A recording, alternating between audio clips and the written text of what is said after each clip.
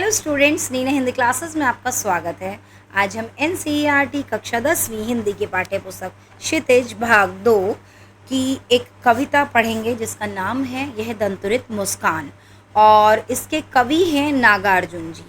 तो इस कविता में क्या बताया गया है बच्चों? कवि जो हैं वो काफ़ी लंबे अरसे के बाद अपने घर लौटे हैं। वो बाहर रह रहे थे, कुछ काम के सिलसिले में गए होंगे शायद।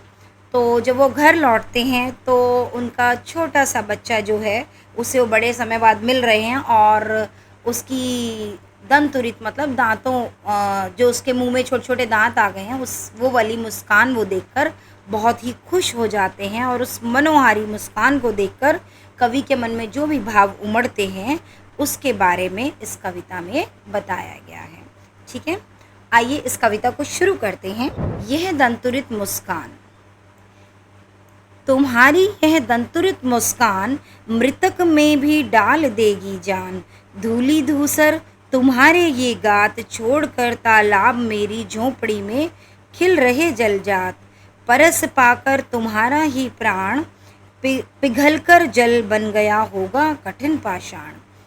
यहाँ पर कवि नागार्जुन जी क्या बता रहे हैं? बता क्या रहे हैं? वो अपने बच्चे से मन ही मन बात कर रहे हैं। मतलब ये बच्चा छोटा है, वो उनसे बात नहीं कर रहा, लेकिन वो अपने बच्चे से बात कर रहे हैं और वो कह रहे हैं कि किससे कह रहे हैं? अपने बच्चे से कि तुम्हारी यह दंतुरित मुस्कान, क्योंकि बहुत लंबे समय बाद अपने घर लौटे हैं और अपने छोटे से बच्चे को वो बड़े समय बाद देख रहे हैं, जिसके मुंह में छोटे छोटे दांत भी आ गए हैं। तो वो कह रहे हैं तुम्हारी यह दंतुरित मुस्कान, मतलब दांतों वाली, कि जो मुंह में छोटे छोटे 2-4 दांत जो आ गए हैं उसके वाली मुस्कान इतनी, वो कह रहे हैं इतनी मनोहारी है, इतनी प्यारी है, इतनी सुंदर है कि वो मृतक में भी जान डाल देंगे। मृतक मतलब एक मरे हुए व्यक्ति में। यहाँ मरे हुए व्यक्ति से कहने का मतलब तात्पर्य ये है कवि का कि जो व्यक्ति जीवन में सारी आशाएं छोड़ चुका हो, निराश होकर बैठ गया हो, है ना, तो ऐसे में भी जान डाल दे, उसे भी एक्टिव कर दे, मतलब कि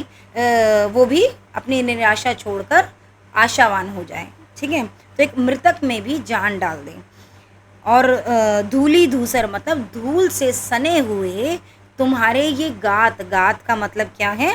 कि अंग, मतलब शरीर, कि धूल से सना हुआ जो तुम्हारा शरीर है, जो तुम्हारे अंग हैं, वो इतना सुंदर लग रहा है धूल में सना हुआ।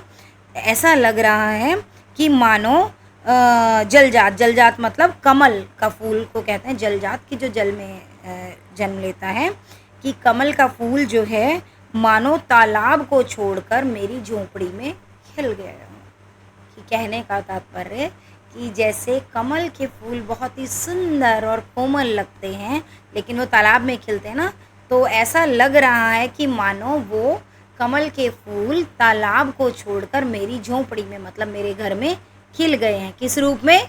उस प्यारे से बच्चे के रूप में। तो धूल में सना हुआ कमल के फूल के समान लग रहा है। ठीक है बच्चों? आगे कवि क्या कहते हैं कि परस पाकर तुम्हारा ही प्राण पिघलकर जल बन गया होगा कठिन पाषाण। कि परस पाकर मतलब स्पर्श पाकर, कि तुम्हारा स्पर्श पाकर मानो कठिन पाषाण, पाषाण मतलब होता है पत्थर, कि कठोर पत्थर भी पिघल गया होगा और वो जल बन गया होगा। कहने का तात्पर्य कि जो छोटा सा बच्चा है वो इतना प्यारा लग रहा है, इतना कोमल है कि यदि कठोर पत्थर भी उसको छू ले, अगर उसका टच हो जाए मान लो, तो वो भी पिघलकर जल के समान हो जाए। ठीक है? इतना प्यारा और कोमल उस बच्चे का शरीर है। बच्चों का शरीर, उसके अंग बहुत ही कोमल कोमल होते हैं ना बच्चों। ठीक है? तो वही कह रहे हैं कवि। आगे क्या कहते हैं कि छू गया तुमसे कि झरने लग पड़े शेफालिका के फूल, बांस था कि बबूल। हाँ, यहाँ पर क्या कह रहे हैं? ये 2 लाइनें इकट्ठी, इनका अर्थ आएगा। यहाँ पर ये सेकंड लाइन से है कि चाहे बांस का पेड़ हो या बबूल हो, बांस और बबूल दोनों ही बहुत ही कठोर होते हैं, मजबूत होते हैं, कि चाहे बांस हो या बबूल हो जिनमें फूल ना उगे, वो भी अगर तुमसे छू गया, कि मतलब अगर वो भी उस बच्चे के शरीर को छू गया तो उसमें भी शेफालिका के फूल झड़ने लगे। ठीक है, यहाँ पर कवि क्या कह रहे हैं कि अगर तुमसे, तुम्हारे शरीर से बांस या बबूल भी छू जाए तो उसमें भी शेफालिका के फूल झड़ने लगे। शेफालिका के फूल बहुत ही कोमल होते हैं। ठीक है, तो बांस या बबूल जैसे क्या कहेंगे कि कठोर या कठिन, कठिन नहीं, कठोर मतलब सख्त जो पेड़ हैं उसके अंदर से भी शेफालिका के फूल झड़ने लगे। तुम मुझे पाए नहीं पहचान, देखते ही रहोगे अनिमेष, थक गए हो आंख लूं मैं फेर। यहाँ पर कवि क्या कह रहे हैं, अपने बच्चे से कह रहे हैं, उस छोटे से बच्चे से, कि तुम मुझे देखकर पहचान नहीं पाए, क्योंकि बहुत समय बाद कवि मतलब उस बच्चे के पिता उसके सम्मुख आए तो वो उनको देखकर पहचान नहीं पाया और उन्हें देखता ही रहा अनिमेष। अनिमेष मतलब एकटक होकर, लगातार, कि तुम मुझे पहचान नहीं पाए हो इसलिए तुम मुझे एकटक होकर लगातार देखते जा रहे हो, और यदि मुझे देखते देखते थक गए हो तो क्या मैं आंखें फेर लूं। ठीक है, कि तुम देख देख कर मुझे थक गए होंगे, मैं ही आंखें फेर लेता हूँ ताकि तुम भी अपनी आंखें फिरा लो, कि थक ना जाए वो।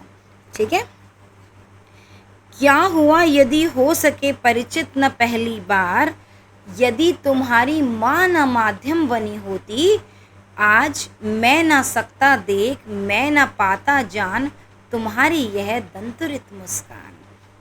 आगे क्या कवि कह रहे हैं, वो कह रहे हैं कि क्या हुआ यदि हम पहली बार में परिचित ना हो पाए, कि एक दूसरे को जान नहीं पाए, कि कवि भी अपने बच्चे को एक बार में पहचान नहीं पाया और बच्चा भी उनको एक बार में पहचान नहीं पाया पहली बार में, और वो उनको एकटक देख रहा है, अनिमेष देख रहा है। तो कह रहा है कि क्या हुआ कि यदि हम एक दूसरे को एक बार में, पहली बार में हम एक दूसरे परिचित नहीं हो पाए, फिर वो कहते हैं कि यदि तुम्हारी माँ माध्यम ना बनी होती, कि माँ ने उसे ना पकड़ा होता, तो मैं शायद देख नहीं पाता और जान भी नहीं पाता तुम्हारी यह दंतुरित मुस्कान, कि दांतों वाली प्यारी सी मधुर मुस्कान मैं नहीं देख पाता। क्योंकि उसकी माँ ने उसको गोद लिया हुआ था, इसलिए कभी उसको पहचान गए और उस दंतुरित मुस्कान का आनंद उठा पाए। ठीक है, आगे क्या कहते हैं कि आगे कवि कहते हैं, धन्य तुम माँ भी तुम्हारी धन्य, चिर प्रवासी मैं इतर मैं अन्य, इस अतिथि से प्रिय तुम्हारा क्या रहा संपर्क, उंगलियां माँ की कराती रही हैं मधुपर्क। यहाँ पर आगे कवि क्या कहते हैं कि तुम भी धन्य हो और तुम्हारी माँ भी धन्य है। क्यों? क्योंकि उस माँ की वजह से ही जो लेखक की पत्नी है, कवि की पत्नी है और उस बच्चे की माँ है, वो धन्य क्यों है? क्योंकि उन्हीं की वजह से कवि अपने बच्चे को पहचान पाए और उसकी प्यारी सी मुस्कान को देख पाए। ठीक है, उसे पहचान पाए, समझ पाए।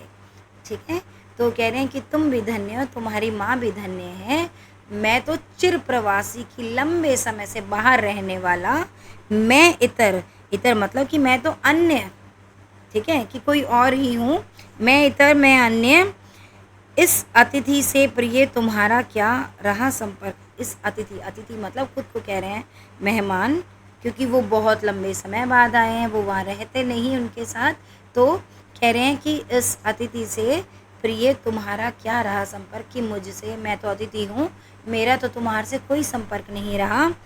उंगलियां माँ की कराती रही हैं मधुपर्क, देखते तुम इधर कन की मार और होती, जबकि आंखें चार, तब तुम्हारी दंतुरित मुस्कान मुझे लगती बड़ी ही छविमान। वो क्या कहते हैं कि मैं तो तुम्हारे लिए अजनबी रहा, मैं तो अतिथि हूँ, मेरा तो तुम्हारे से कोई संपर्क नहीं रहा, तुम्हें माँ की उंगलियाँ ही मधुपर्क कराती होंगी। मधुपर्क का मतलब है पंचामृत, जो बच्चे को खिलाया जाता है ना, पंचामृत 5 चीज़ें मिलाकर बनाया जाता है, दही, घी, शहद, जल और दूध, ठीक है ना, इन सबको मिलाकर बच्चे को चटाया जाता है, खिलाया जाता है। तो वो कह रहे हैं कि तुम्हारी माँ की उंगलियाँ ही तुम्हें मधुपर्क कराती होंगी, कि तुम्हें पंचामृत चखाती होंगी। ठीक है, देखते तुम इधर कनखी मार और होती जबकि आंखें चार। हाँ, कि तुम जब मुझे कनखी मार मतलब तिरछी निगाहों से देखते हो, तब हम दोनों की आंखें चार होती हैं। चार मतलब कि दो कवि की और दो उनके छोटे से प्यारे से बच्चे की दोनों की आंखें। जैसे ही वो छोटा बच्चा अपने पिता को कनखी मार मतलब तिरछी निगाहों से देखता है, तो दोनों की आंखें चार हो जाती हैं, मतलब पिता की और पुत्र की आंखें मिल जाती हैं।